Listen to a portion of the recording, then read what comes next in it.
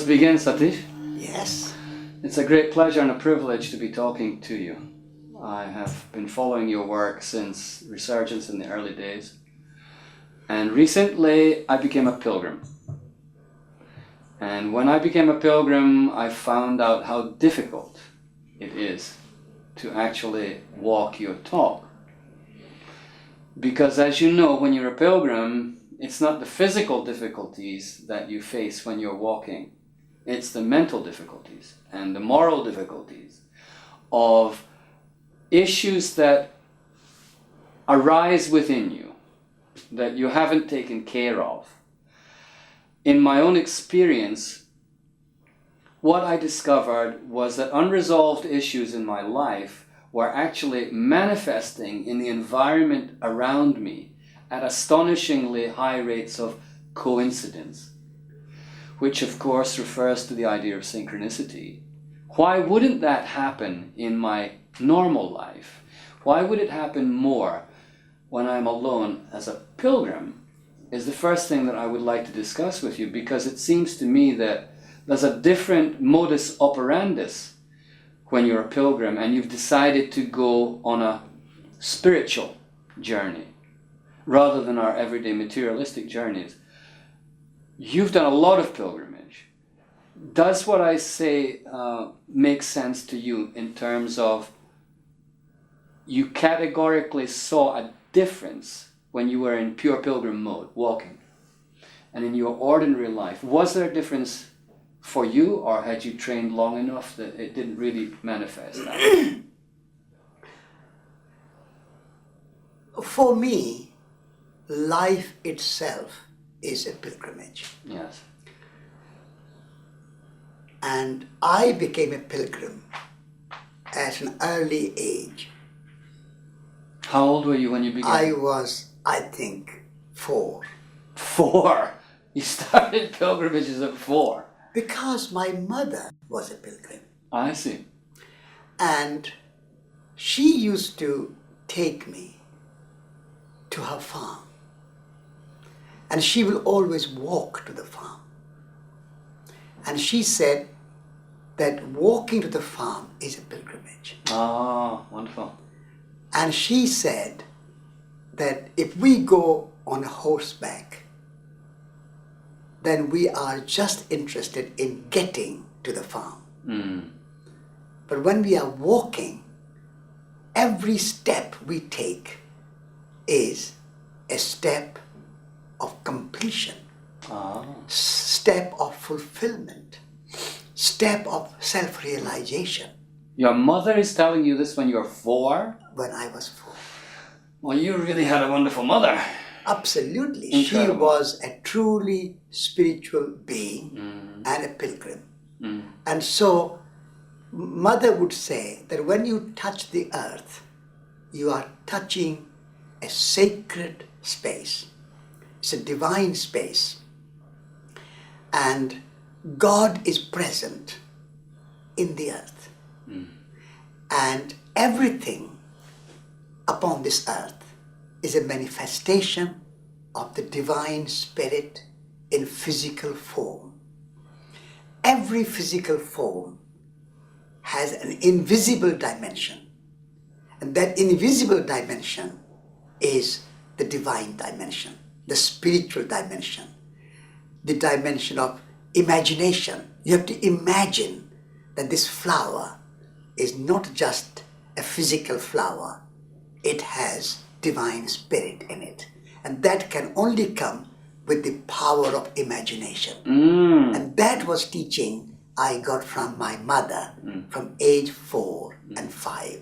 Oh, this is a very important point, Satish, imagination, because the way that the word is used currently is severely limited to the idea of artistic imagination, of writing or of painting, of creating. The true purpose of imagination, according to Thomas Aquinas, for example, in the Western tradition, was exactly what you're describing. Yeah. Was so that we could actually visualize the impossible to visualize, which is the invisible, untouchable, unreachable, ungettable. Yeah. However, by using the powers of our imagination, we can get closer to the divine presence. Yeah.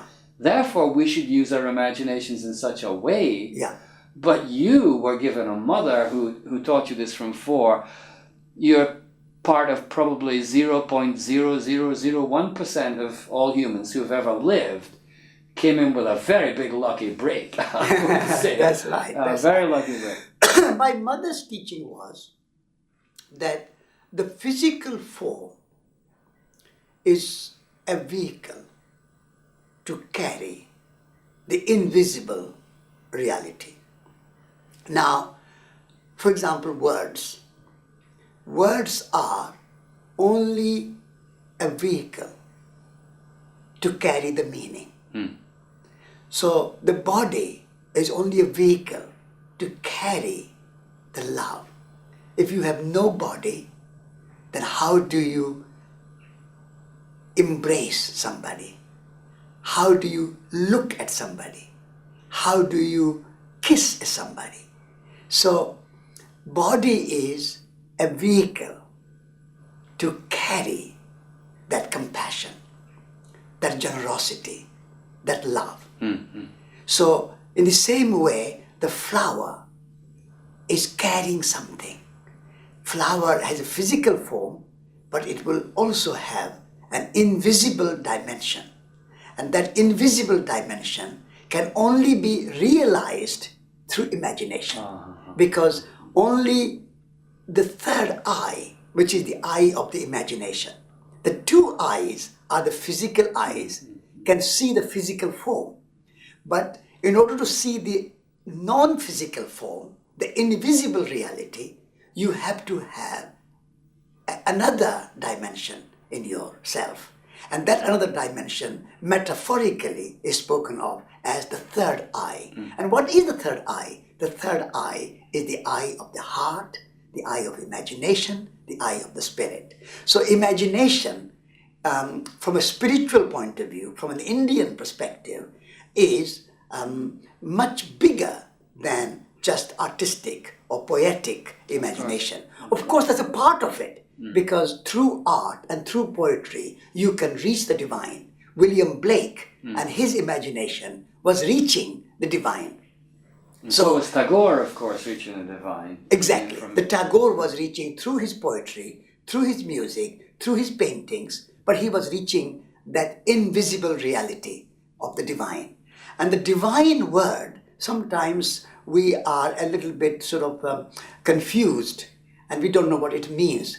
The divine simply means the eternal reality of blissfulness. Eternal reality, and which is implicit every moment, in everything, here and now. Divine is not in the next life.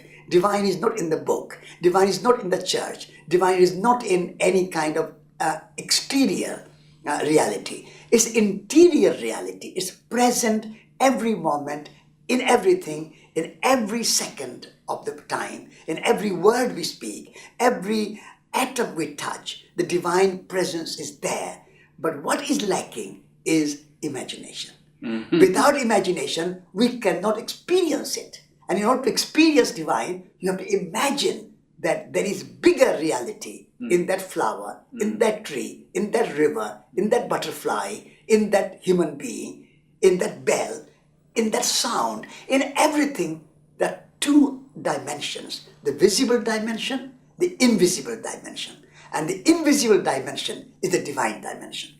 It's a very important point. You're talking about 2 dimensions, the visible dimension and the invisible dimension, but you're not talking about duality as far as I can feel. You're talking about a unity of 2 dimensions at all time. They're not separate, they're not different dimensions.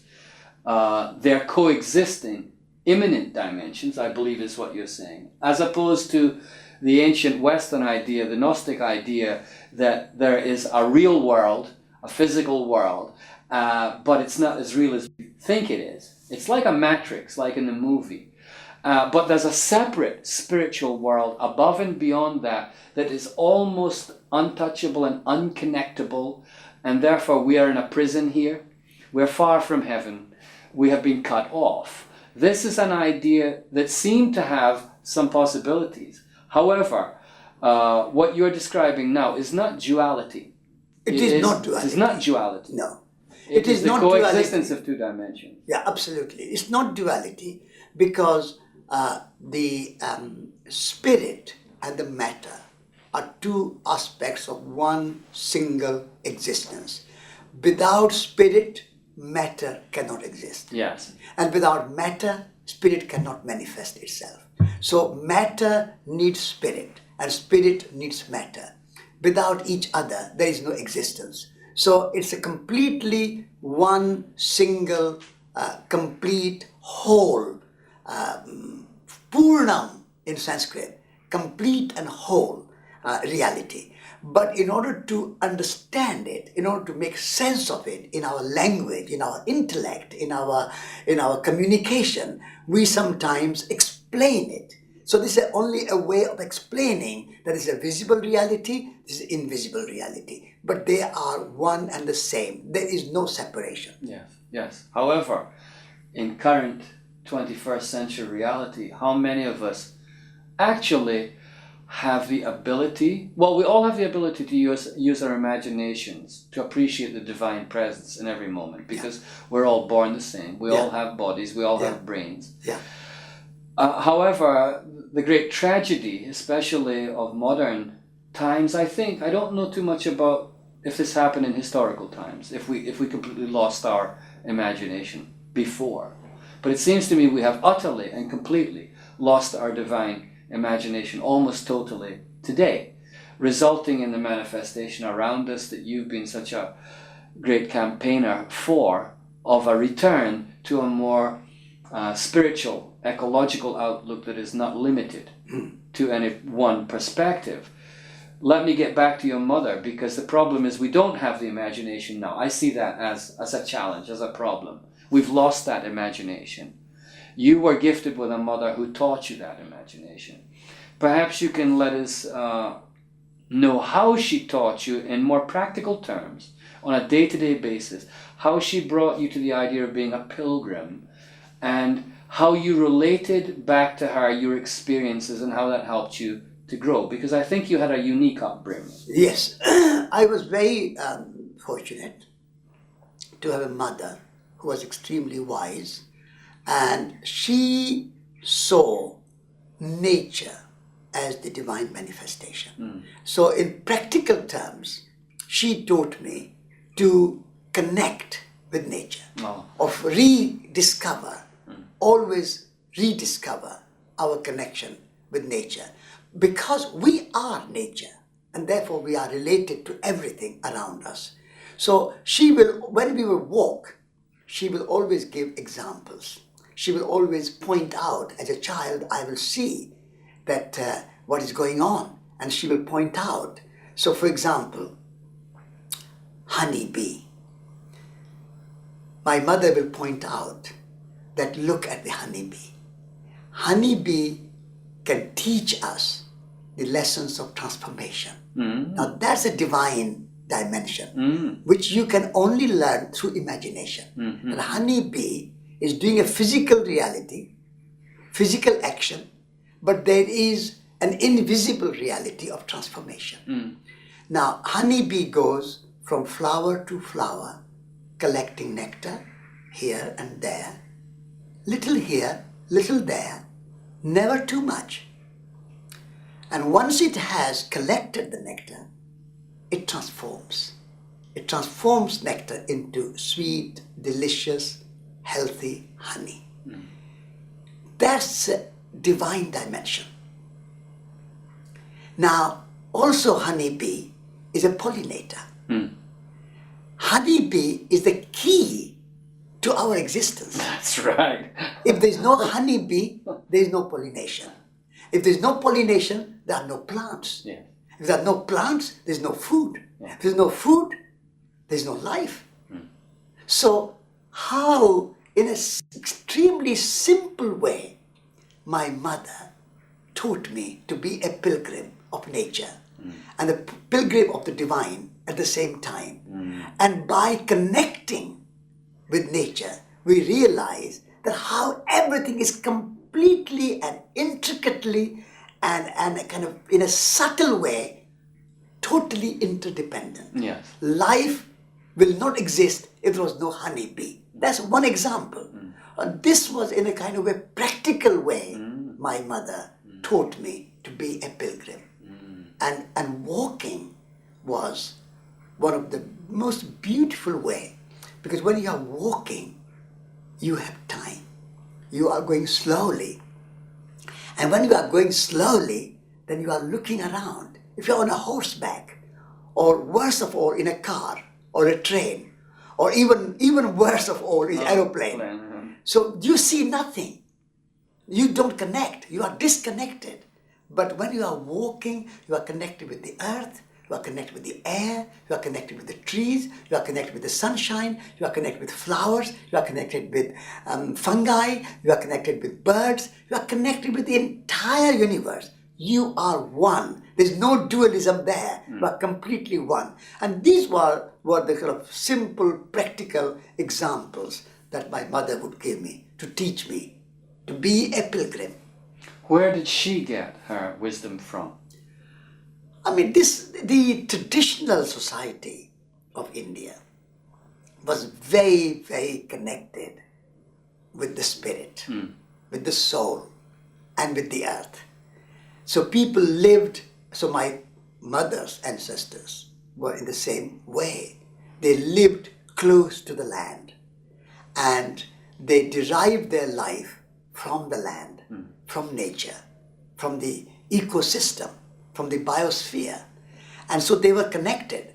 They did not live in these high-rise buildings or air-conditioned houses or air-conditioned cars or whatever, compartments which we build around us. So my mother's wisdom was there, passed on, oral tradition mostly, oral culture, passed on from generation to generation to generation. That was a true education, true teaching. My mother was illiterate.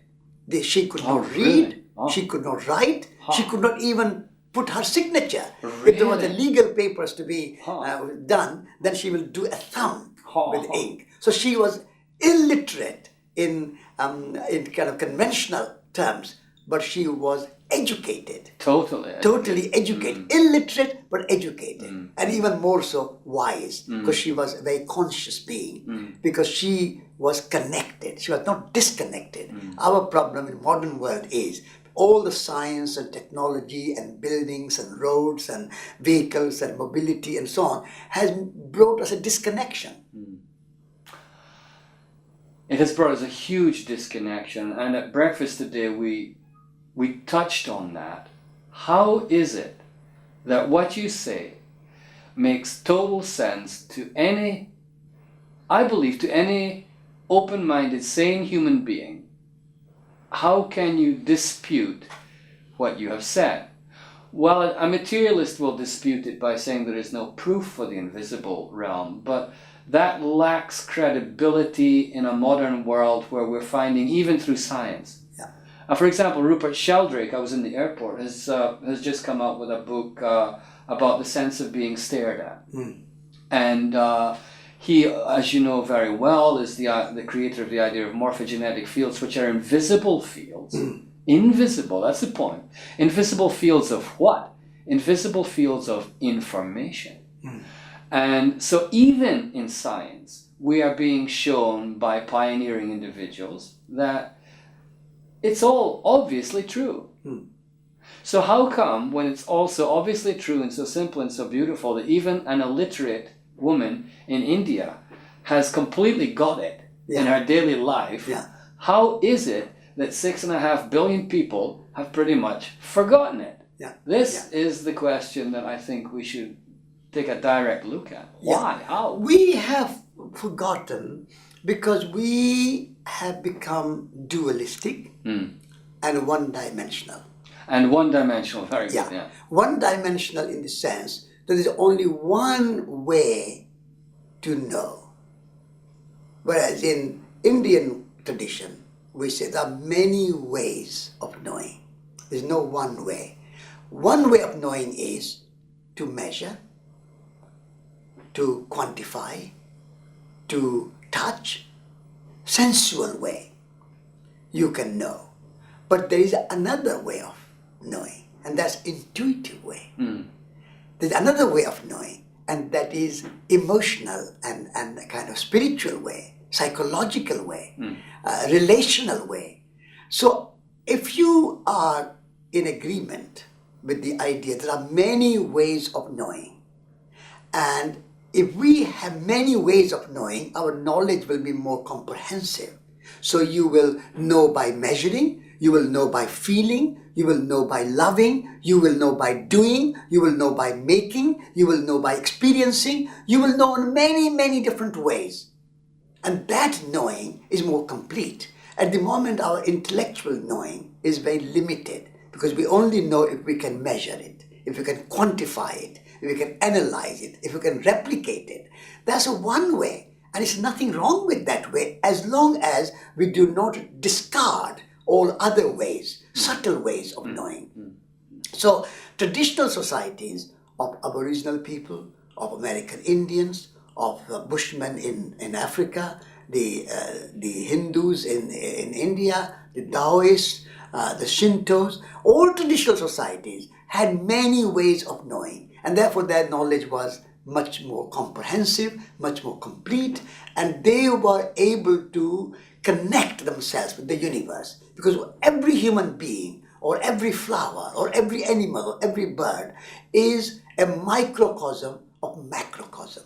So how you, like William Blake said, that how can you have the eternity in a moment and a kind of whole universe in a grain of sand or a seed? So this microcosm of macrocosm, so human beings are microcosm of macrocosm. Everything in the universe is in human being. The universe is made of earth, air, fire, water, space, time, consciousness, intelligence. All these elements are in the universe.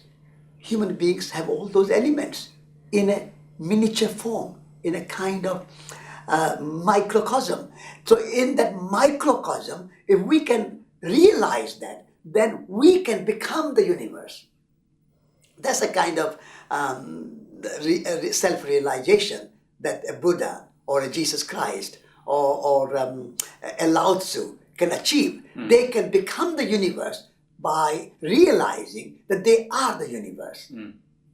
And this dimension of knowledge is missing because scientific knowledge, and because scientific knowledge has become so powerful, they are using their methodology in schools, in universities, in all the research departments. So everybody is being educated, because not being educated, not going to school is a sign of backwardness or underdevelopment. So the sign of development has become that you must go to school, you must become literate. And the teaching in schools and universities is only one dimensional, which is literal and measured and a kind of quantified. So we are all in a way brainwashed throughout the world, everywhere. There's only one methodology is being taught. But it's India now, modern Japan, modern Europe, modern America, modern Australia. Modernity has brought this one-dimensional education. So we are all conditioned and brainwashed into thinking only in a quantitative and a materialistic term.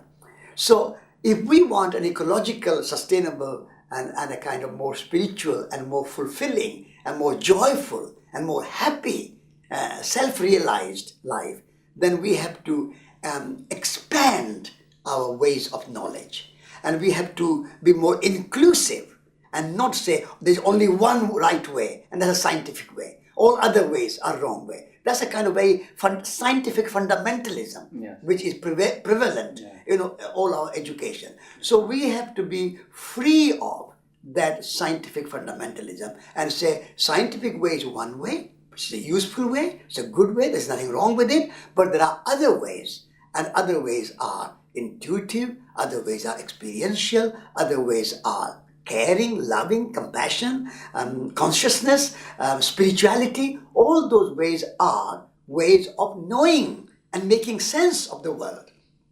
And this is what we need to bring back. And I think we can bring back.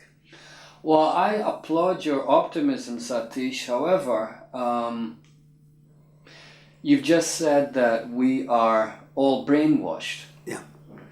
Now, when you have the idea of brainwashing or conditioning, you must also include the idea of brainwasher and conditioner somewhere in that equation. This is why I want to hone in on this discussion as to how we got into this impossibly precarious position where, as you said, for everybody to live like the people around us here in Devon, with a car, with their house, with their 3 meals a day, with their electricity, with their refrigerator, with their insurance policies, we require at least 3 to 4 Earths to accomplish this for every human being on Earth.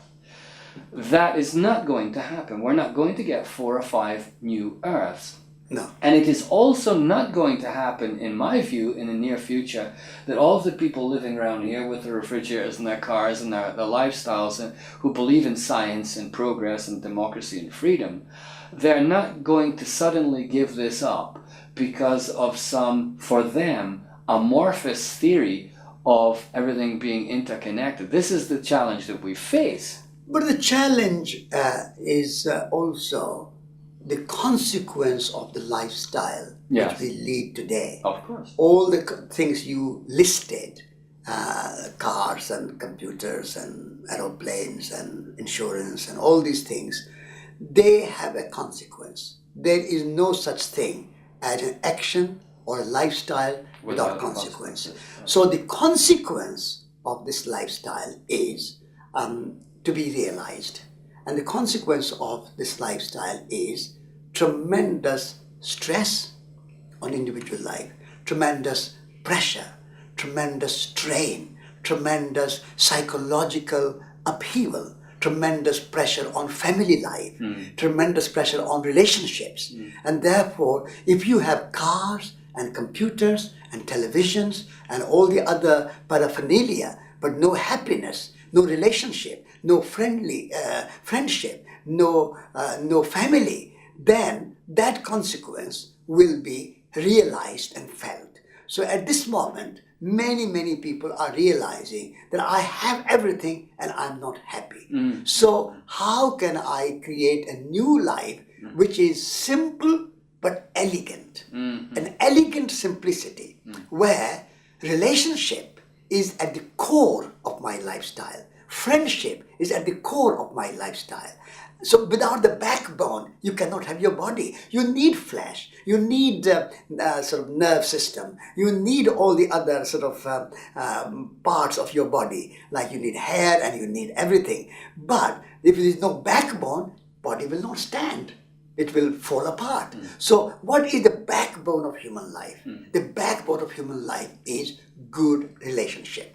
Good relationship with yourself, good relationship with your fellow human beings, whether it's your beloved person of your life, or your children, or your mother, your father, your neighbors, your friends, and the good relationship with the land, with the animals, with the trees, and the beauty of the place where you. So only through relationship that you can find that sense of fulfillment and joy and happiness. And that consequence of materialistic, acquisitive, consumerist lifestyle that we have, the consequence is gross unhappiness. Yes. And that gross unhappiness is a personal price that we are paying. On the other hand, there's a social price we are paying. When you have cities like Tokyo and Hong Kong and New York, you also have slums. So on the one hand, you have very unfair kind of architectural system where people can live in very luxurious apartments and Empire State Building or whatever great buildings there are. But the consequence of that is a large number of people have to live in slums because all the resources are sucked away into small places. So that's a consequence. Then we are using all this fossil fuel to run our energy system, our our industry, our shopping, our food distribution, production, clothing, shoes, furniture, computers, television, everything we are making is based on one source of energy, and that's fossil fuel. The consequence of that is global warming. So if people start to look at the consequences of the lifestyle which we have built in the last 200 years or 300 years, then we will realize that this is not a happy consequence. And therefore we need to redesign the world. And redesigning the world requires a new consciousness. And that new consciousness is based in imagination and based in spirituality. So when people realize that, then I think we can redesign the world in a way which is elegant, which is comfortable, which is beautiful, which is joyful, which is happy, and as you said, we don't need 3 or 4 or 5 planets. We can live on one planet happily. If there is enough in the world for everybody's need, but not enough for anybody's greed. So we have to redesign the world on the basis of need and relationships rather than greed and fragmentation. That is obviously what has to be done. I get back to this idea. In India, in Aboriginal cultures, in North America, the Plains Indians, in South America, the shamanic cultures of the Amazon, the Bushmen of the Kalahari, all of these wonderful and fast disappearing tribal cultures. And this is what Wade Davis, the anthropologist, is focusing on, and he will also be part of our Earth Pilgrims series. His mission is to rescue their knowledge before they're completely and utterly gone. Cultures at the edge. And everything he says makes total sense. Everything you say makes total sense. But I'm coming back to this really nitty-gritty integral question of how on earth we got so far off course. And I've come up with a rather difficult to accept conclusion after 30 years of trying to figure out how we got so silly. You've talked about consequences. The consequences should be obvious to any intelligent human being. Everybody's educated. Everybody knows about emissions. They know about the disparity between the rich and the poor. But still they don't realize. Still it doesn't come to a real feeling within them. There's a bifurcation, a separation that is almost fatal. And when I track it back to when I think this really started, which was, of course, the Industrial Revolution. I think anybody would agree that that was the wave that began what we're in here. Who was behind the Industrial Revolution? My country was behind the Industrial Revolution. Scotland was behind the Industrial Revolution. The Caucasian, the white man, was behind the Industrial Revolution. I'm not talking about racism here. I'm talking about perhaps there is some kind of strange genetic inherent fault line within the structure of the Caucasian people. Because it is the Caucasian people, in my point of view, who were behind all of this phenomenal scientific development, this tremendous rational power to logically power their way through all of the natural resistance people would have had, and have taken it to this incredible level that it's at now, with no sign of stopping, no sign really of stopping, that I can see, apart from the best efforts of people like yourself. The so-called opposition is gigantic. And so is it possible, within your philosophy, within your ideology, is it possible to accept the fact that there's a kind of a virus has been unleashed upon this earth, a very strange virus, which I believe has a lot to do with my culture, with white people? Is this a concept that you can even think about? Because I'm looking for the sources of evil myself in this equation. I would say that the source of our crisis, and it is not evil and good conflict. Good and evil go through every human heart. Yes. It is not confined to a particular culture, Absolutely. or country, Yeah. or color, or race. It goes through every human heart. Now, what we need to do is to see where it begins in our hearts. It begins when we are beginning to start ourselves as separate individuals, atomized, autonomous. I am not you. I am not the tree. I am not the animals. I am separate. This separational worldview, which has been there in many, many cultures, of course, the Western societies have perfected it. And Yeah, well, that's through my question, industrial- Satish. Is it really in all these other cultures? Really? Is it in the I Aboriginal? think so. Is it in the Not plains? Aboriginal, but in India you had Really? many. I mean, Ravana's culture of Ravana is. What was the culture of Ravana? The culture of Ravana was to conquer, Oh, I see. to conquer nature. So that's a kind of. So I would not put a kind of evil as Not blame the all the Western white guys, you know? white guys as evil guys. I would not say, but the Western industrial system had perfected it. Yeah, and they have been very industrious themselves in exporting this idea to the rest of the world. So now India, China, Japan, all these cultures have sort of somehow embraced Have been the Western. infected, I would say. Yeah, absolutely. So, but the root cause is in our minds. Yes. Yeah. In our minds, in human mind. And every human mind has these two things. Like a field has brambles and poisonous plants and fruit and flowers and soft plants. Everything is there. The universe is made of this kind of yin-yang forces. And Eastern cultures in the ancient times cultivated the positive spirit. They cultivated the non-dualistic spirit. They cultivated the flowers, the bluebells, the primroses, the roses, the fragrant flowers. They discouraged, even though they knew that you cannot completely get rid of the brambles and the kind of poisonous plants, but reduce them, keep them under check. Don't water them, don't cultivate them, don't encourage them.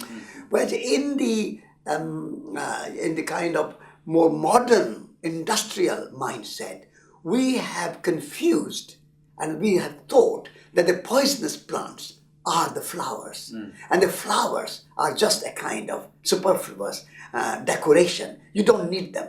So this kind of confusion. So we have watered the seeds of anger, the seeds of control, the seeds of ego, the seeds of pride, the seeds of greed, the seeds of privilege. All these things have been watered, cultivated, and kind of encouraged. And that begins in the kind of idea of individualism. The Indian and Chinese and traditional Japanese Shinto, Aboriginal cultures, American Indian cultures, they did not have the idea of a separate individual. Individual word means indivisible, meaning you cannot separate, you cannot distinguish. Indivisible. So we are all part of the one picture. But the meaning is changed. And now individual means separate being.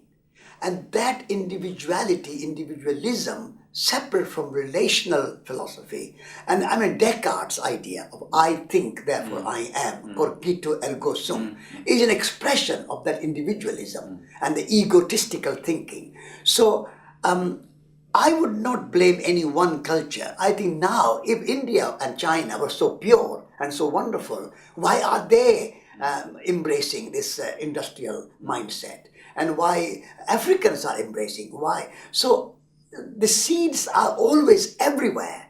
And because those seeds have been watered and cultivated and encouraged, so they are now taking over the world. Now our challenge of the pilgrims is to water the seeds of pilgrimage, water the seeds of unity, water the seeds of relatedness, that we are all one. And therefore, if rainforests are being cut down, my hair are being cut down. If the trees are being destroyed, my arms are being destroyed. If the rivers are being polluted, my blood veins and blood streams in my body are being polluted. So when we start to reconnect again, only connect, if that was the renewal and the renaissance, the only connect, then I think we can recover. So the origin is in the dualism. The origin, wherever it is, whether it's in China or India or Japan or Africa or Europe, the origin is in the idea of dualism, separation, fragmentation, individualism. Now we need to go back to relatedness. In India, we always said that all beings are our kith and kin. Vasudhaiva Kutumbakam. In Sanskrit, we say Vasudhaiva Kutumbakam. The whole earth is one family. Earth is a community. And there is a wonderful theologian in the United States called Thomas Berry. And he says the universe is not a collection of objects. It's a communion of subjects.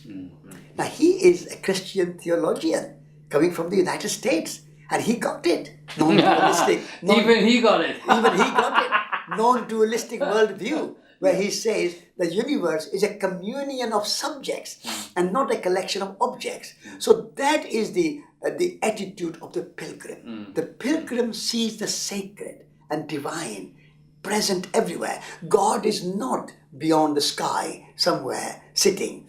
Heaven is not beyond the sky. You don't have to look up to find heaven. Heaven is here on earth. The God is here present in the butterfly and in the worms and in the grass and the flowers and the river and the drop of water in the river.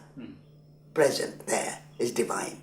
So the moment we can switch back, and this industrial revolution is only 200 to 300 years old. So this is a kind of a small moment in the geological span of time. There's nothing. So it will pass. It will pass, because the idea of the pilgrim and the pilgrimage is that let this pass and then let's go to the eternal truth. And the eternal truth is that the earth is a divine gift, the divine presence, and we can transform our lives, and by transforming our lives we can transform our consciousness, and by transforming our consciousness, because consciousness is one, universal, the whole universe can change back to a more balanced dance of Shiva. The universe is a dance of Shiva. The moment we realize that dance, we can transform the world. So I would say that blame is not on one race or one country or one color or one community. The struggle of good and bad, I wouldn't call it evil, because evil to me does not exist. For me, there is a good and there is a bad, and that sometimes bad can be good and good can be bad as well. So even that dualism does not really stand. It's all mixed together, and everything has a place in its appropriate place. Even a bit of anger has a place in its appropriate measure. Like in food, you have a little salt and a little chili, but you put only a pinch of salt and a pinch of chili, and that makes good taste. If it was a no salt and no chili and no oil, and you just had cauliflower or cabbage, it will be not so delicious. So even a little bit of anger is divine. Even a little bit of ego is divine. But we have to understand what is the proportion. Everything has to be in right proportion and the right time, in the right place and the right measure. And that consciousness is the overriding consciousness. When your consciousness is in driving seat, When your consciousness is in charge of your ego and your anger, then you can control it. You can keep it in right place, in right time, in right measure, in right amount, in the right proportion. And that skillfulness is the challenge of our time. There is some kind of a dichotomy. It's not just a Western idea here. The brain-centered form of existence and the heart-centered form of existence are actually very, very different. And obviously your mother wasn't using her brain to write and to read and to capture the world in the boxes of the intellect. She was working with her heart. She was feeling the environment through her heart. Some people believe that the heart is where the soul resides. And even physiologically speaking, we have found that the heart itself as a physical organ has cells in it which are almost exact copies of a certain type of brain cell which records memory. And we've discovered that the heart has its own memory system, its own power system, which is electrical. It has its own way of appreciating the universe that is similar but more deep than the head system, which is why the Egyptians, when they created their mummies, always put the heart back into the mummy. They threw away the brain, the intestines, the liver, the kidneys, but they made absolutely sure that the heart would go back in, because maybe later on that memory of the soul could be accessed through rebirth. These days we're discovering through heart transplants that you actually take on the soul characteristic of the previous recipient. Many cases of men behaving more like women, of white people behaving more like black people because the other recipient was a different race.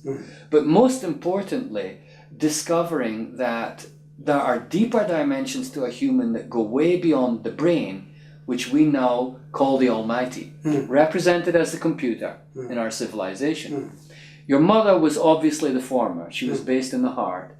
I think Indian culture is, of course it has the tendencies of the mind also, but the heart is the key to our discussion here. You were at a very early age brought into the world of the heart through your mother. She walked you to the fields. How long did it take for you to walk to the fields? The farm, the field, small holding, was about 3 miles. So it will take just over an hour. And we will go in the morning, and the field mother has very purposely bought towards the west of the village, west of our house. So when we go in the morning from our house, the sun is in the east, is on our back. It's behind you. Behind. That's the wisdom. Interesting. And then when we are coming back in the evening home from the farm, then the sun is again on the back, setting in the west.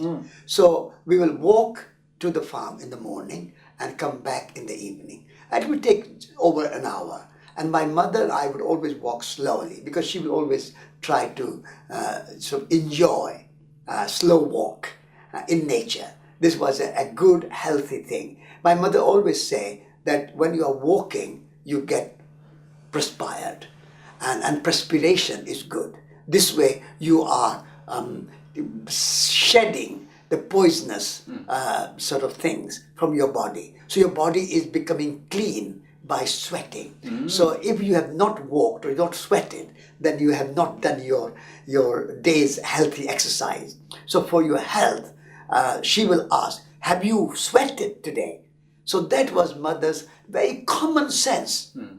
You can say peasant wisdom, not a kind of Vedic, kind of intellectual, learned wisdom. It was more a wisdom. She learned her wisdom through mythology, through stories, through singing, through meditation, through walking, and mainly observing nature. Being in nature, because we are one with nature, because we are nature. I mean, interestingly, the English word nature is very interesting, because the word nature comes from the same as natal, native, nation, and all those words relate to birth. To birth. Huh? Yeah. So natal, nativity is related to birth. So when a mother goes to midwife before the birth, it's a prenatal check, and then after the birth, postnatal check. When you say I'm a native of India, meaning I was born in India. So that way, and the Jesus nativity is a Christmas and nativity time, because Natal in South Africa is because the Englishmen went there on Christmas Day and discovered their city, so he called it Natal. Oh, I didn't know that. Yeah. So that's a Natal city in South Africa. So very interesting that the word nature in English is related to birth, and therefore everything, whatever be born and will decay, is nature. So human beings are born, human beings will die and decay, our bodies will decay, so we are part of nature. So my mother's attitude of that unity of life, manifesting in millions and millions of forms, that was her eco-intelligence, nature intelligence. She understood the workings of nature in an intuitive way. This is what I would say. The way of not knowing for her was more intuitive than a kind of analytical or scientific. It's more intuitive. So we'll take 3 hours walking and then do the work on the farm and growing vegetables and crops is a transformative experience, because you are sowing the seed. If you plant the seed, that seed is going to become the tree. That's the power of transformation. It's not force. Force you talked about, and power. Force is violence. Power is non-violence. So power of non-violence and force of violence. Those are the difference between force and power. So the power of the seed is a power of transformation. You plant a seed. Now if you take the banyan seed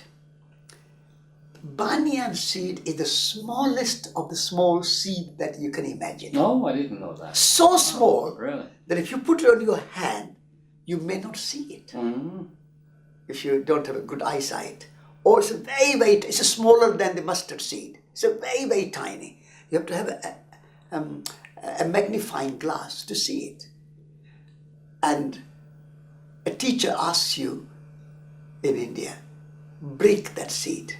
Hardly you can break it, but break it. And you break it. What do you see? I see nothing. But in that seed is the mighty banyan tree, which is the biggest tree in India. It can have 1,000 branches. And if you go to see the 1,000-branch banyan tree in the Botanical Garden of Calcutta, you will not know which is the original trunk. So huge. It's almost like a cathedral, like a huge temple. It's like a great building. So that seed you plant in the soil. Now what happens? That seed goes in the soil and it will never return again. That particular one, never return again. Because it's gone, it's dead. But it's not dead. It's alive, but we think it's gone. It goes in the dark soil. It's in relationship. It's like making love.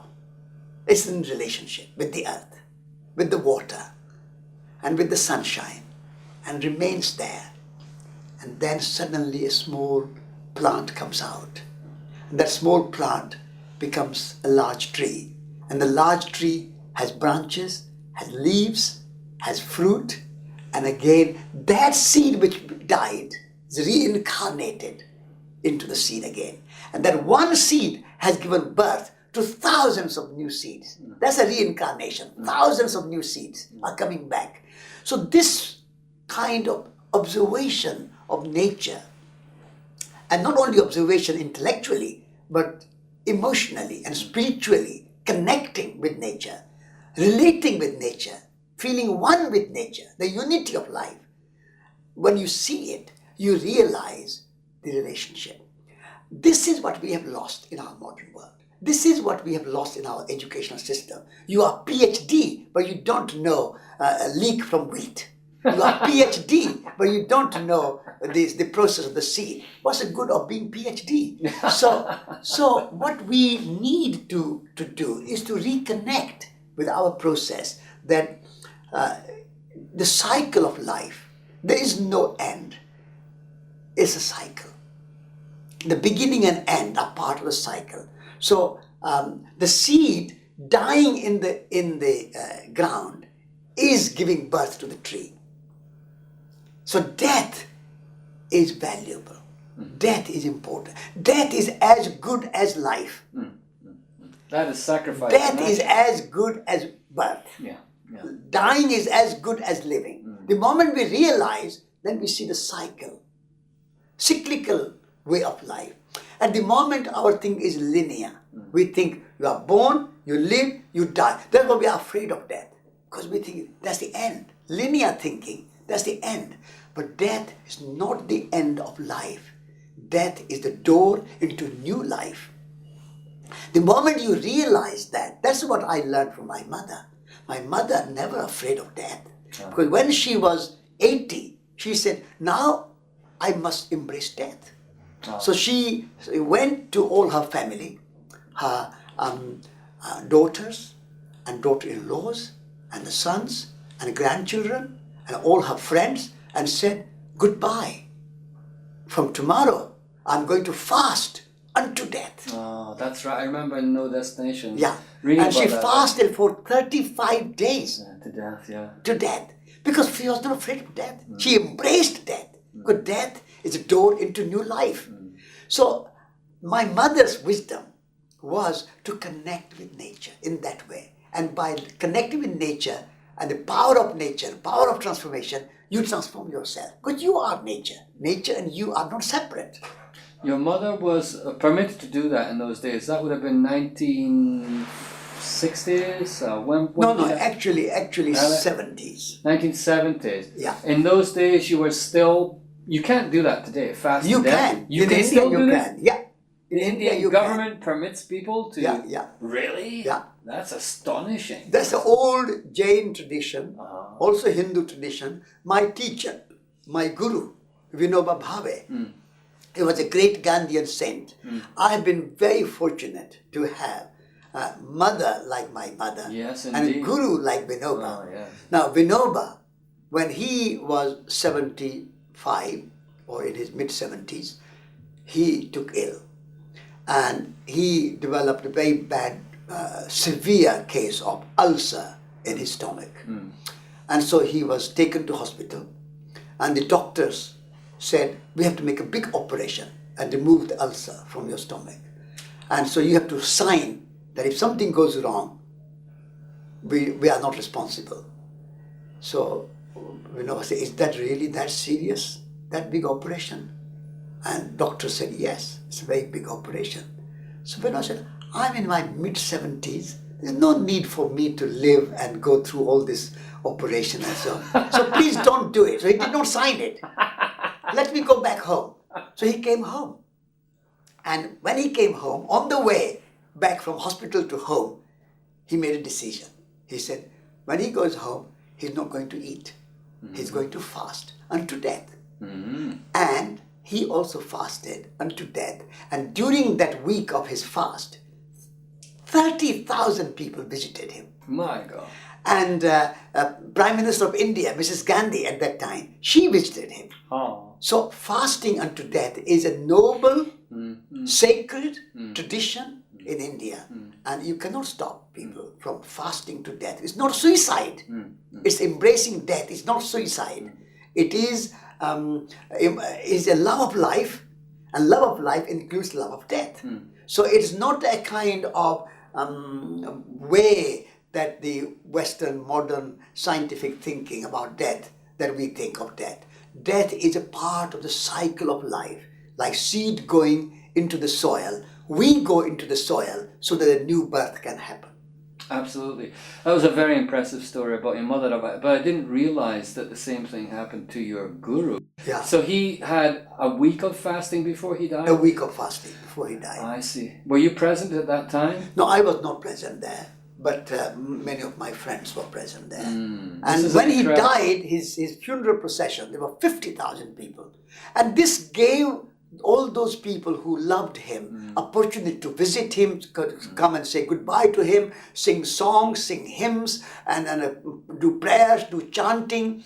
And through chanting, he was enchanted and re-enchanted. And so his death was a re-enchantment of life. It's a wonderful celebration of life to die in such a fashion. Absolutely. That's the true word, celebration. Which is very difficult for us, and we're presently in the United Kingdom, and such ideas are completely heretical. Yes. Where we will hang on to life until the very, very end. So I think in the modern medicine and modern kind of therapy, we are too afraid of death.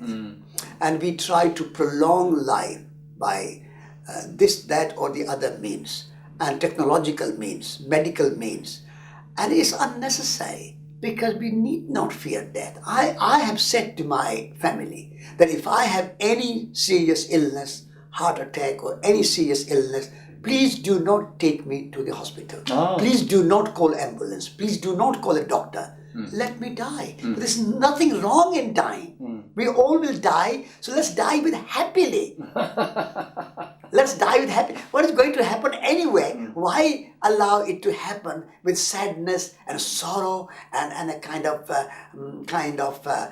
denial and a kind of hate? I hate death. No, death is good. So love life, love death. Both are equal. Two sides of the same coin. No dualism.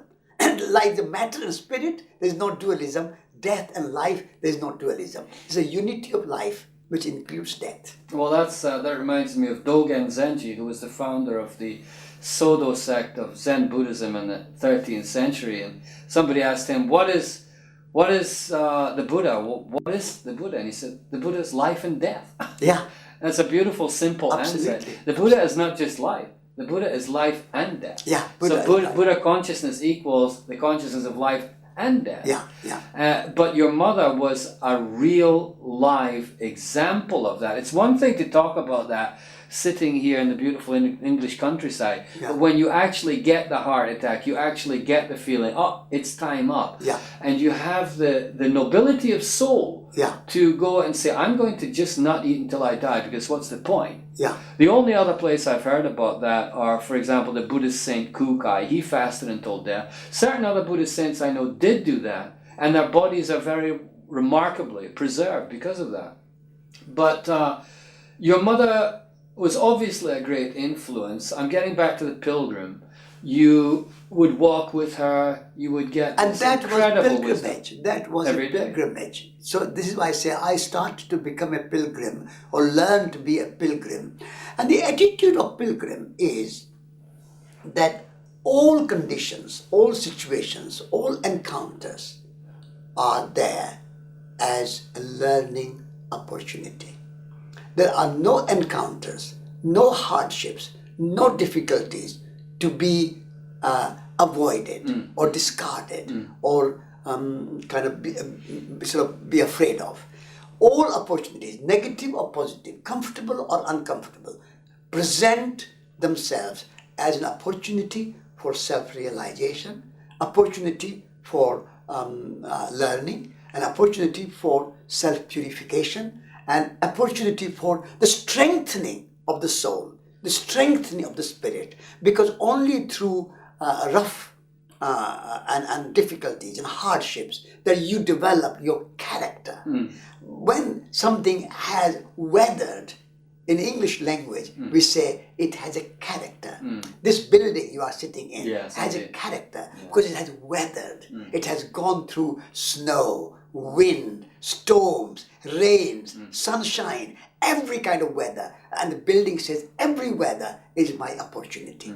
I'm not going to say I only like sunshine and not snowstorm. Every weather is a good weather. And therefore this building has a character. So in the same way, in human life, what I learned is that everything happens, good or bad. What we think good or bad. You don't know what is good and what is bad for you. Intellectually, you think it's good or bad, but in other ways, it might be very good for you. But it appears to be bad. Now I'm beginning to get the flow here. Okay, I'm beginning to get the flow of what you're saying. Because this directly relates back to your incurable optimism about the future of humanity. Yeah. Perhaps this situation that we're in now, which from any logical perspective is hopeless, is impossible. Yeah. There is no way that China is going to stop emitting CO2. There's no way America is going to. We know this is not going to happen unless there's the Virgin Mary or somebody appears. So where does your incurable optimism come from? I'm getting it. It's from the pilgrim spirit. Even this, we know it will pass, but even this has something to teach us. Yes. Even the destruction of civilization, the collapse of the ecosphere, the disappearance of the bees has something to teach us a fundamental value, and therefore we should embrace it, we should accept it. Of course, we do our best to transform it. Of course we do. Transcend and transform. Yes, indeed. Because what we can learn is that our desire to control, and this is what it boils down to. We have a desire to control. And we think we can control nature, we can control people, we can control events, we can control our future, we can control other people, we can control our destiny.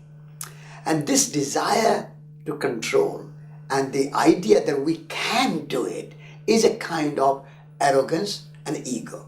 And what we can learn is that we cannot control. We have learned it. In spite of all the realistic leaders of the world, all the kind of clever scientists of the world, all the kind of entrepreneurs of spirit and entrepreneurs of the world, where are we? We are in a situation where we don't know anything. We don't know anything. We don't know how to solve the problem of war.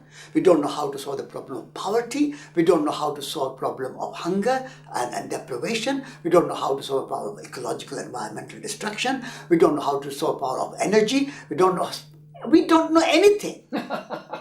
And we say we are very clever, but we don't know. For 100 years, we have been trying to eliminate poverty out of this world, and it's increasing. For 100 years, United Nations for 60 years has been trying to keep peace in the world, and there are more wars in the world.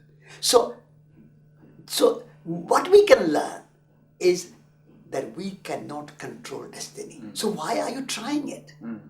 Just we can participate in the process of the universe. We are the participants, not in charge, not the bosses, not the kind of people being in control, and we are the driving seat, and the nature is there for us to use and abuse. We are the masters, we are the superior race. This arrogance, this idea of control, we can learn from our experience that we cannot control. Nobody can control. And if there's no control, then just participate joyfully, blissfully, happily. And when you participate, you create an elegant lifestyle for yourself and a relationship-based lifestyle. And that is the lesson of our time that we can learn from this negative situation. And we can also develop that only way is not control, but love. Love of the earth, love of the rivers, love of the forests, love of the trees, love of life, love of animals, love of birds, love of each other. Love is the real power, and the control is the force. And I think your idea of power versus love, power versus force. Well, actually, it brings us to Gandhi, and what you've just described is actually perhaps a very useful new definition of humility. Humility is a very difficult word in English, I think, for people to grasp. They kind of feel that it means like Uriah Heep in Dickens novels, the creeping away in the shadows, has no self-value, no self-worth. No. That's not humility. No. Humility is an extremely powerful Humility state. is not timidity. Yes, it is not timidity. Yeah. It's an extremely powerful state of mind, which in the New Testament, for example, the word meek is used. But the original meaning of the word meek is not timidity at all. No, it's a humility. It's humility. Yeah, humility. Which means to understand that you actually do not know anything, you do not have any control over anything. Yeah. And once you get that clear, was a big relax. I can relax. Just enjoy. I'm not going to get enlightened. You know, the purpose of meditation. We were meditating here this morning. It was wonderful. But I think when everybody starts to meditate, the first idea that comes into their head is, I'm going to get enlightened doing this. And there has to come a certain point where they just get humble enough to go, what, me get enlightened? No, that's not going to happen. I'm just going to actually be here and enjoy it. So humility is very powerful. And of course, the great symbol of humility in the 20th century, I believe, was Gandhi. Because he was a man, went to meet the British leaders dressed in a dhoti. And who takes on the whole British Empire. Which is not an empire of power, it is an empire of force. Because it's an empire that requires billions of dollars and armaments and security and soldiers and policemen and politicians to keep it all working. And this little guy in his dhoti, you know, with some of his teeth missing, he completely overwhelms them. And the reason I bring this up is because in power versus force, you can calibrate the level of consciousness of historical individuals. Gandhi calibrated at an astonishing 740. The British Empire at the time of Gandhi calibrated at 145. Which means it was under 200, which means it was total force. And which meant it had no real power. Which helps us to understand how one guy can do that.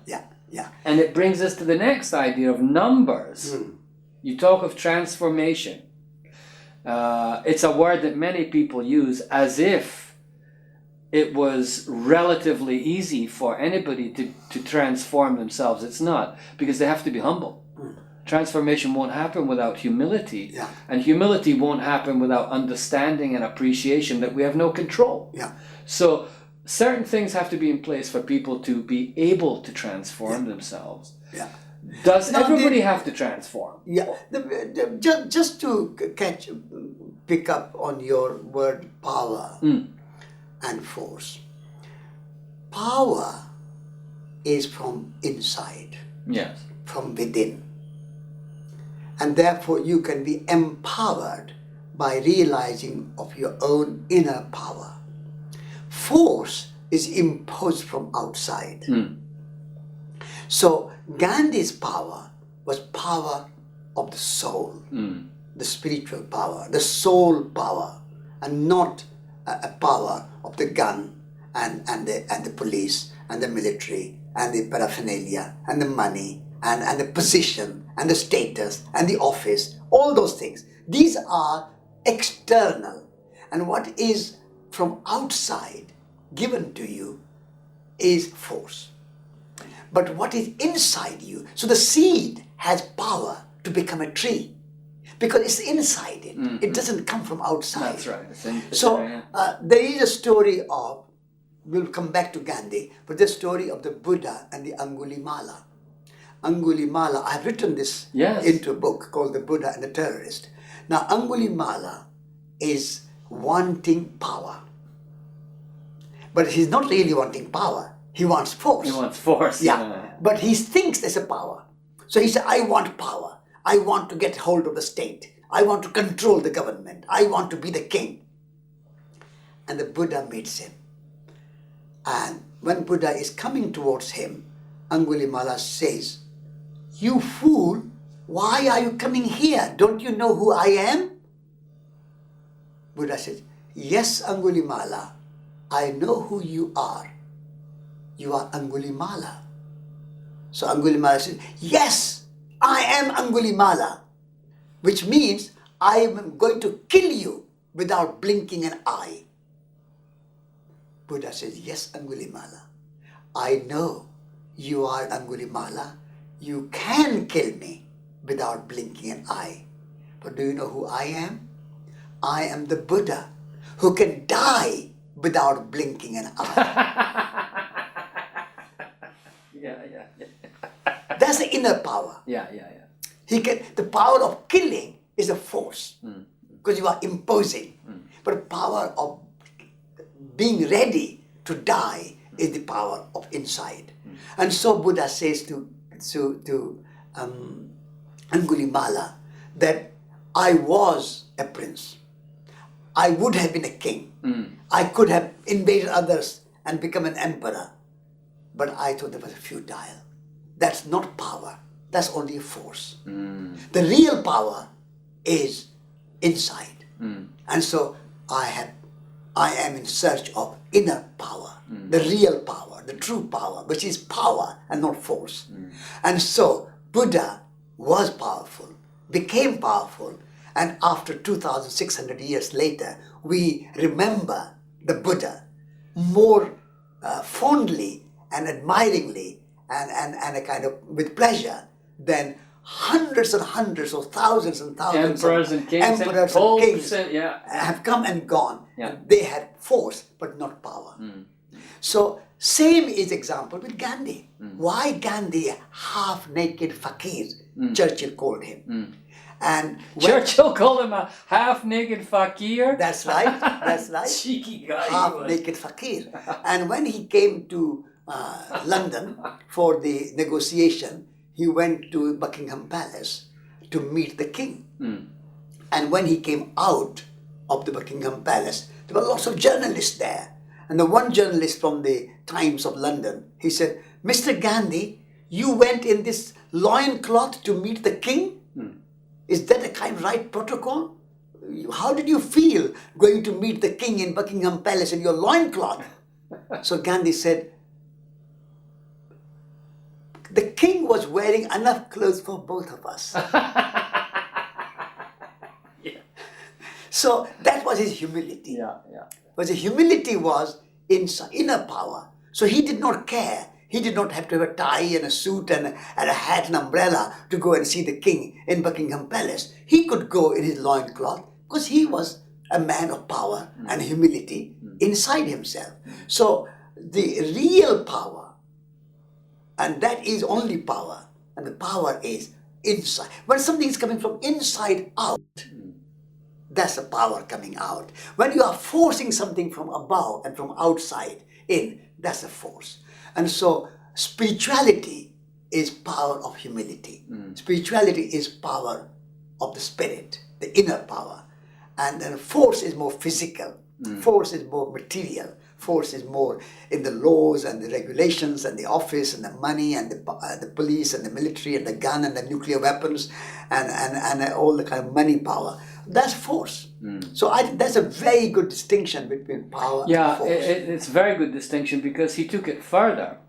The level of energy of an individual who is at 1,000, which is Buddha, is so colossal because it's logarithmic.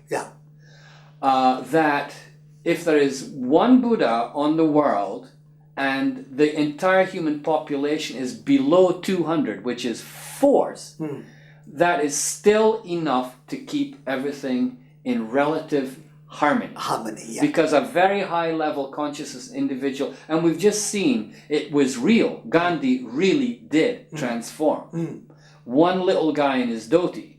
And it had nothing to do with his brain power. No. It had everything to do with his humility and his high consciousness. So humility and integrity. Integrity between his words and his actions. He always, when people came to him, people said, Mr. Gandhi, please give us a message. What is your message? We have a conference. Please give us a message. What is your message? And Gandhi said, I have no message to give. My life is my message.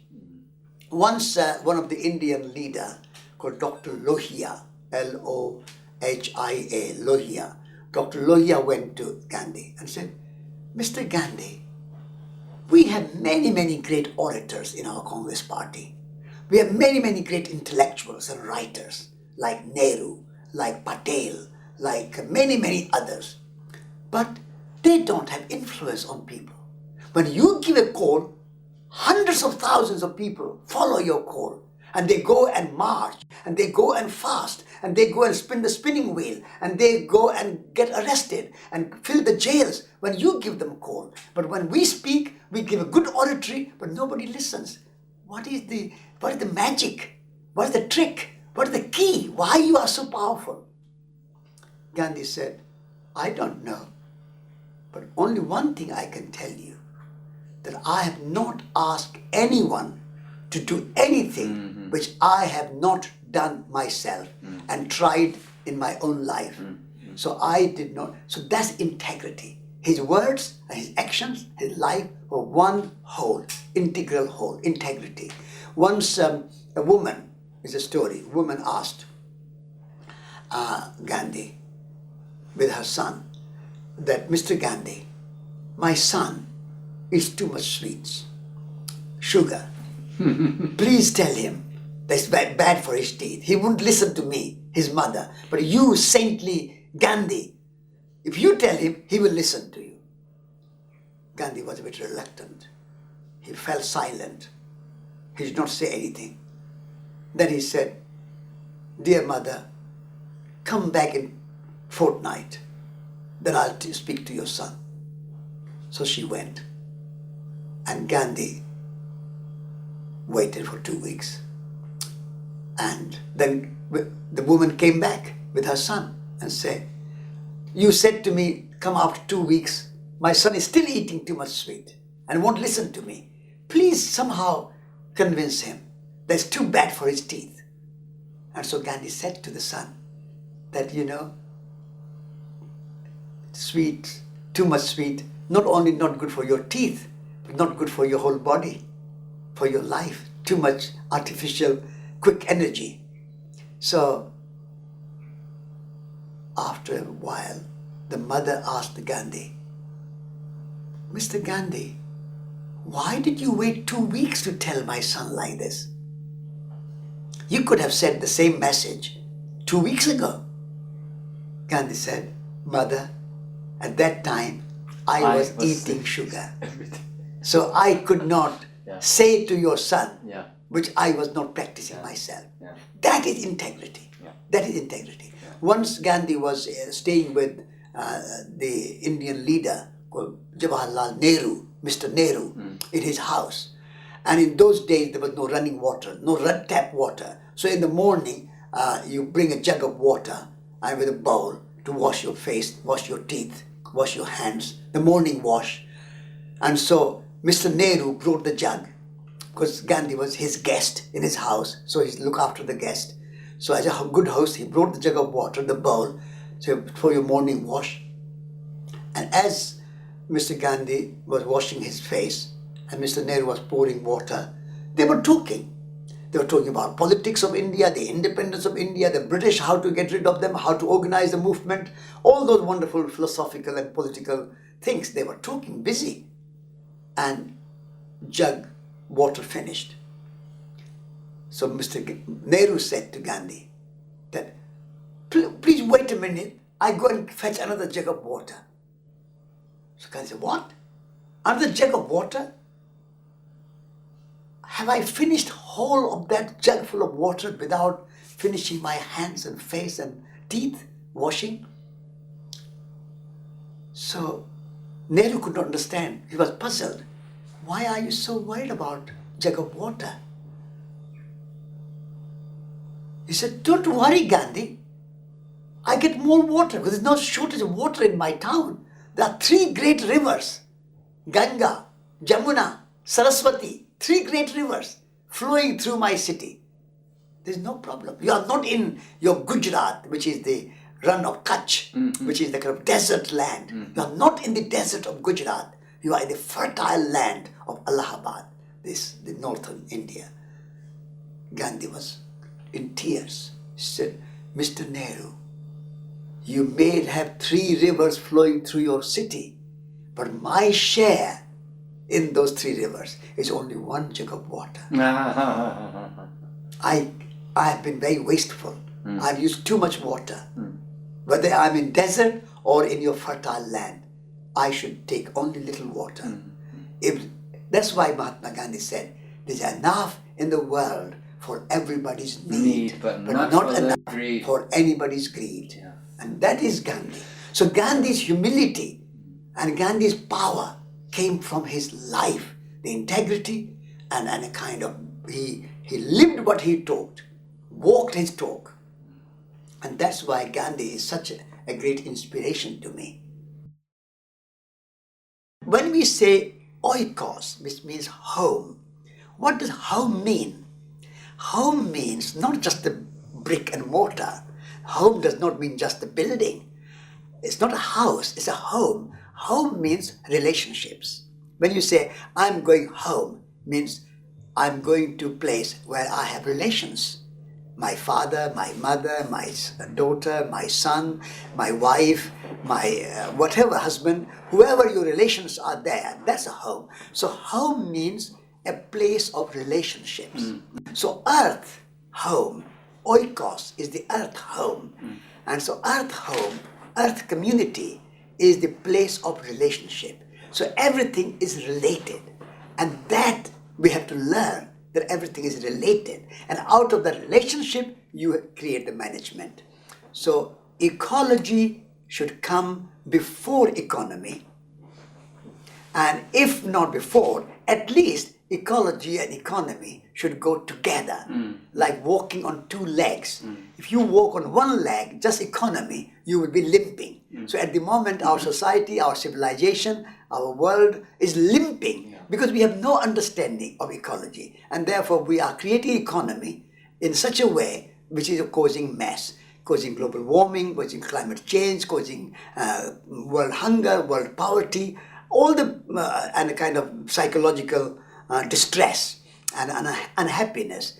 That is because we have disconnected economy from ecology. So the purpose of Schumacher College is to establish a place where all knowledge can be studied and learned in a holistic way, in an interconnected way. So studying together, but also not just studying intellectually, but studying intellectually, emotionally, spiritually, and physically. So learning and living must go together. And that's the kind of balance that we create in our educational system. So when people come here, they participate in meditation in the morning, they participate in the cooking, they participate in the gardening, and they also have a classroom where they have intellectual lectures on science, on economy, on ecology, on world issues of every kind. But it is not just intellectual, it's experience, it's a community. Like in the olden days, we used to have like in the olden days, we used to have monastery. This is not a monastery, but it's an eco-stery. So monastery used to have a bit of set of rules and too many regulations and too much control and too much sort of dogma. You have to do this and you can't break this rule. But here we say it's a free spirit. You just eco-steady in a community living. There are not too many rules, not too many regulations. People have a free spirit. They come here to rejuvenate their spirit, to renew themselves, to learn, to experience, and then they can go back home and they can learn, and they can live, and they can practice, and they can create examples. And here we have courses which last 1 week, or 2 weeks, or 3 weeks, or 1 year. And if you do a course for 1 year, then you can even get a university degree, a master's degree in science. Oh, really? Oh. So you can do a MSc, Masters in Holistic Science. So this way, it's a small college, but experimental college, and we would like to see the whole of educational world transforming and changing in such a way that education becomes responsive to the world situation. At the moment, in our education, there's too much of brainwashing going on, where people are just sort of educated to think that if we have a good degree, they will get a good job, they will earn good money, and that's it. But we say that the purpose of education is not only to earn a good living or earn good money, but purpose of education is to serve the earth and serve people and serve the relationships. And making a living is only a small part of it.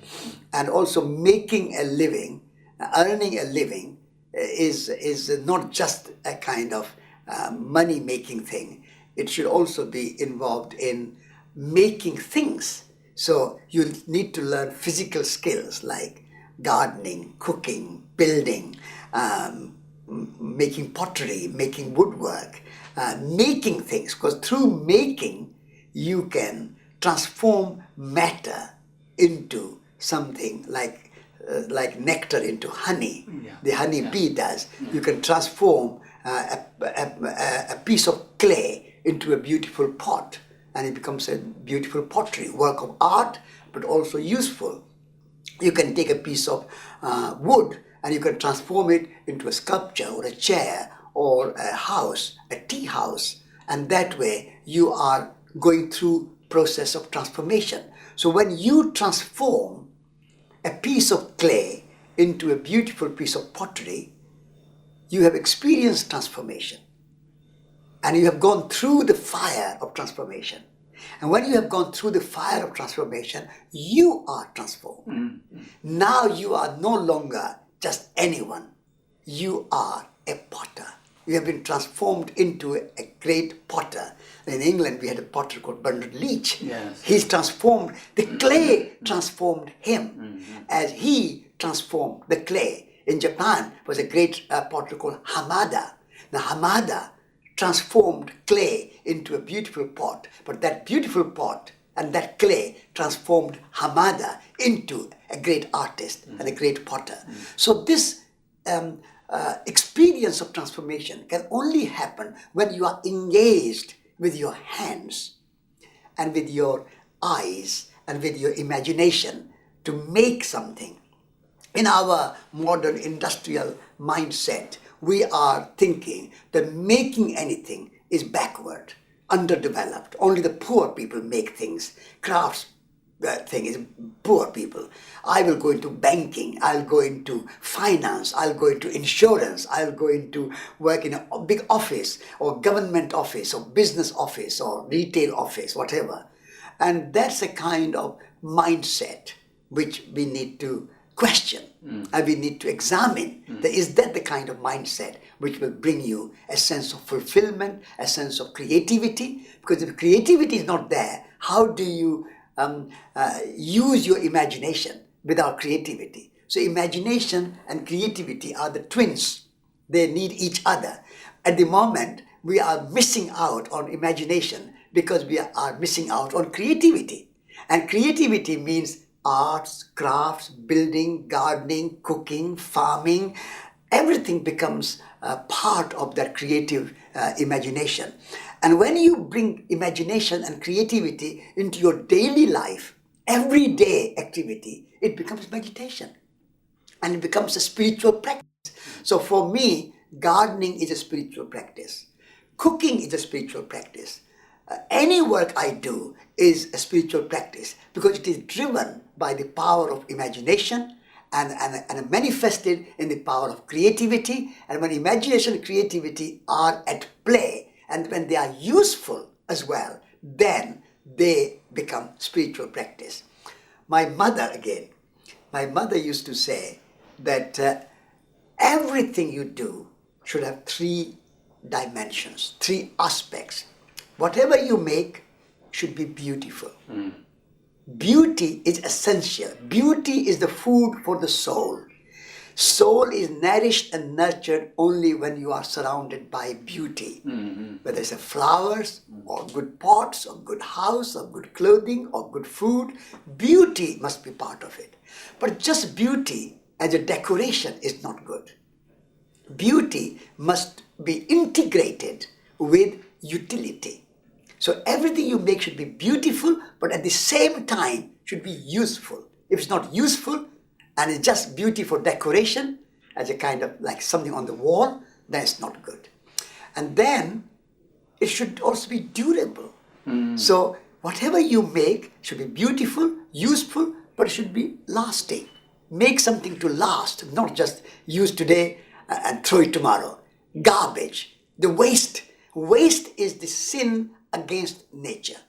Because how will you like if I waste your time? You don't like me to waste your time. You don't want me to waste anything of yours. So, but we take things from nature and waste it and create garbage and put in the landfill.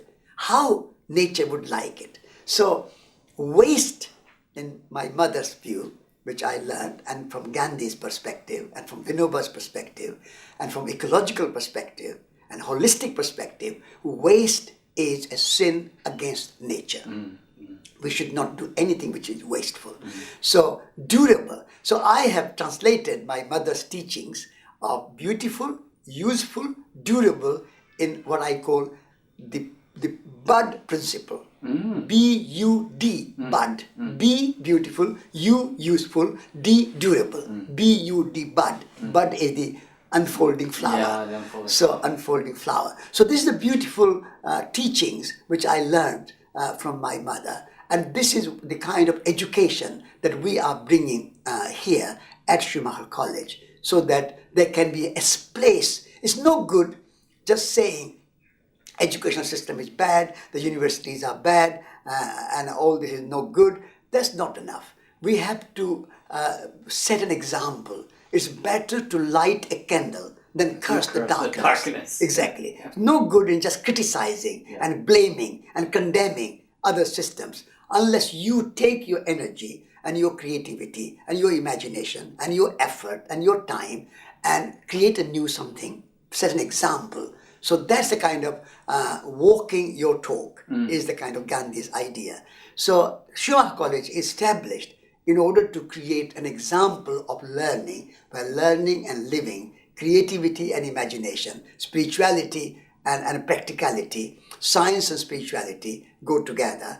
And science and spirituality go together, very important, because without spirituality, science can end up in all sorts of bad technology. It can become a victim of the exploitation if it has no spirituality. So you end up creating nuclear weapons. Nuclear weapons are created by the scientists and the technological people because they have no spiritual guideline. Or you end up GMO, genetically modified organism, and agriculture, monoculture, and factory farms, and wasteful production system. So science must be guided by spirituality. If it is not guided by spirituality, then it will end up in the wrong hands. But at the same time, spirituality should be guided by science.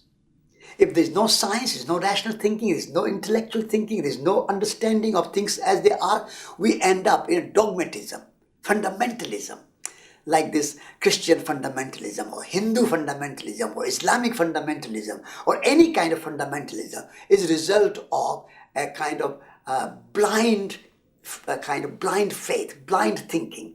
So spirituality needs science. Science needs spirituality. We can have best of both worlds if we combine those two together and marry science with spirituality. This is the kind of marriage that we create at Schumacher College. Schumacher College teaches holistic science. We give, you can have a master's degree here in holistic science because the science and spirituality, science and art, science and daily life is integrated. And that is the kind of thing that is needed. And I think lots and lots of people are coming here from all over the world, even people from Japan coming here to study. And then now we are hoping that many, many more people will make new colleges like Schumacher College in different countries, so that while the old system is dying, the new system will be born. And we have to be midwives to that new system. There's no point in being pessimist and say, oh, what can we do? Everything is going bad. Everything is going bad. Everything is not going bad. These things are dying. The old system is dying. So do not worry. Do not moan about it. Celebrate the death of the old system. If it's collapsing, let it collapse. If it is dying, let it die. Our job is to be midwife of the new system and create new kind of agriculture, new kind of craftsmanship, new kind of education, new kind of schools and universities, so that when this old exploitative, wasteful, materialistic, dualistic paradigm comes to an end and dies, we are not left at sea without any direction. So we need to work at this moment to create new examples. In Japanese, the same word is used for imagination and creativity. Yeah. In Japanese, it's sozo. Okay. So when the verb to imagine and the verb to create are the same verb in Japanese, sozo suru. Okay. And sometimes people do a check with each other. Are you talking about the imagination or the creativity? I see. And we thus understand how language is intimately connected to your paradigm. The Japanese have always known that imagination leads to creativity, and you can't have creativity without imagination at a very, very fundamental level. Yeah. I look forward to a chapter of Schumacher actually emerging in Japan. As you said, you've had some Japanese people here. I do believe it's possible to create a chapter over there. I do believe that it's required and it's needed, especially in Japan. You mentioned waste. Japan is probably the #1 perpetrator of waste on the planet. It is gigantic amounts of waste. I would often comment going to shops where they would wrap your purchase 3 to 4 times and then put it in a plastic bag. And I would say to them, no, you don't have to do that. And they would look at me as if to say, but how can you possibly take this home only wrapped in one? Meaning that there was no concept of waste. There was no understanding of where that was going next to on the production line to the garbage fill that they're going to build their houses on top of. In other words, bifurcation, disconnectedness lead people to think certain things are normal when they're not. So we get back to education. And again, I return to Japan because that's where I feel that the educational system is seriously failing the people. Where we have young children committing suicide, literally, because they don't pass examinations. Where there's tremendous violence against children in the school system.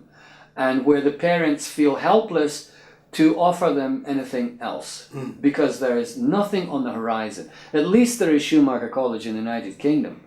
At least there are certain open schools in the United Kingdom.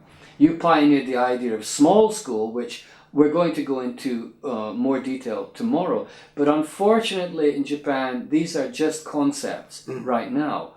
When you went to Japan last year, what did you talk to people about and how did they respond? What kind of questions did they have for you? No, you are absolutely right that in Japan, the idea of over-packaging has really taken hold. Really? And people are over-packaging. And I talked a lot about this waste and over-packaging in Japan. And I said, you can just package things in an old way where they had a little piece of cloth. That's right. Furoshiki. Furoshiki. Furoshiki. Yeah. And you piece of cloth, you put it in, and then you take it out. You can wash the cloth. You can put it nicely back, and then when you are giving present next time to next buddy, you can wrap it again. That's the kind of durable, beautiful, useful way of packaging. Yes. Why don't you go back to that rather than this plastic and paper? And if you look in nature, there is no waste in nature. And nature has a wonderful system of packaging. If you look at orange, the segments of orange are separately packaged in the round. And it's bound by little strings in between, so they held together. Then after that, there is another packaging outside. And then you take that outside and put it on the compost. And that will become food for the worms and for the soil. So you can nourish the soil with that packaging. So in everything in nature, there's a beautiful system of packaging. If you take cauliflower, it has flour to eat, but almost more than the flour or same amount of greenery around it to protect the flower. And when you want to eat, you take the greenery away and you put it in your soup to make a stock, or you could put it in the compost. But nowadays in Japan, what people do, they put that orange peel or the cauliflower green into a plastic bag.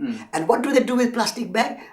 Put it in a bin. And what the bin happens, one day a week, a lorry will come and take that bin to a landfill. It's a sin against nature that you are taking the nutrition, which is the peel, which is the cauliflower greens, which are compost, which is nutrition to replenish the soil, to nourish the soil, to nurture the worms, to feed the soil, and you are putting that into landfill where it will create greenhouse gases. And we call ourselves intelligent, educated people. My mother was uneducated or unliterate, never go to school or university, but she knew better. She make everything into compost and return back to the soil. So this idea of recycling, reusing, returning back to the soil, nourishing the soil, replenishing the soil, this is what I talk to Japanese people. I said, in Japan, you had that wisdom before the war, Second World War, but you are losing it out. You think that was backward. The progress is to waste. And the underdevelopment is to reuse and recycle. So this is what I talk to them. And they were interested. They would say, we never thought of it. In our schools, we think we are never educated in these sort of ideas. And we don't have mothers who teach us like that. So I think we need to bring this simple common sense to people in Japan and in England and everywhere. Yeah, well, the key word to your entire philosophy is simplicity. The idea that it doesn't have to be difficult, that everybody can do it in their daily lives, that everybody can apply it. I like the bud. The three, again, we have three concepts here. We'll be getting into the other three concepts later, but the idea is these three should be in everything: beautiful, useful, and the durability issue was brought up recently. I don't know if you've seen it at Schumacher. The story of stuff has been going around the planet. It is a wonderful 30-minute cartoon story. You haven't seen it? I've heard of it, yeah. The story of stuff is brilliantly done. A woman spent 10 years at it. And what she does is she stands in front of a screen where cartoons flow. And the story of stuff tells people very educationally, where did it come from? Who was involved in the creation of it? Who carried it over here to sell it to these people? And who were the ones who made these products non-durable, so that these people over here would throw them away here and buy new ones? And how did it all actually begin? And she really researched the story of stuff. And she said that just after the war, some leading politicians for the leading advisors of the American government said, there is only one way we will survive into the future, and that is to create an endless consumer culture that never ever finishes, and that will employ these people over here and these people over here, and these people will buy it. However, the woman who told the story of stuff said, what's not in that equation is that these people over here who are being paid 2 cents an hour to produce the raw materials that up here will be made into a thing that will be sold over here, are having their lands polluted, their health destroyed, the social systems bifurcated, all negatives. We don't have them in our stuff picture at all. Yeah. And the result is that we've got blinders on. Now, I know at Schumacher here, you have a map up on the wall about where your products come from, who creates them, and how they are created. And this kind of flowchart is just missing in the educational system. It's not in the picture whatsoever. So presumably, what you're doing here is an adventurous pilot idea that hopefully will light up in other parts of the world. Have you actually got any other parts of the world that are taking on your programs? There is one in India. Oh, there is in India. And somebody called Vandana Shiva. Oh, I've heard of her. Yes.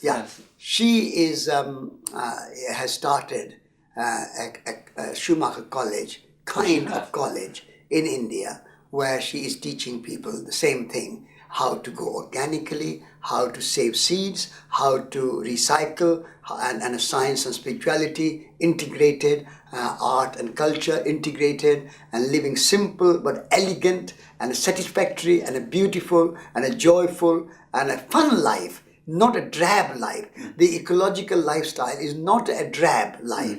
It's full of art and crafts and imagination and creativity and culture and celebration and music and dance without waste. So this is a kind of college in India called Bija, B-I-J-A, Bija. And Bija means seed.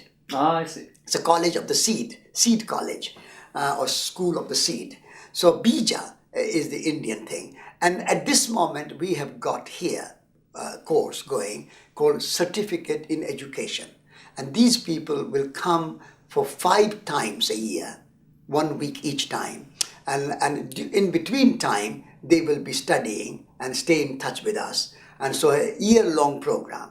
And after this program, we are hoping that some of these people will start new colleges like Schumacher College in their own areas and their own places. Oh, so you're creating the seeds as we speak. How long has this educational program been going on? This is the first week. Oh, perfect. It's You perfect. are the pioneer, Perfect. witnessing the pioneering course. Wonderful. The first week started, it's a new course have started.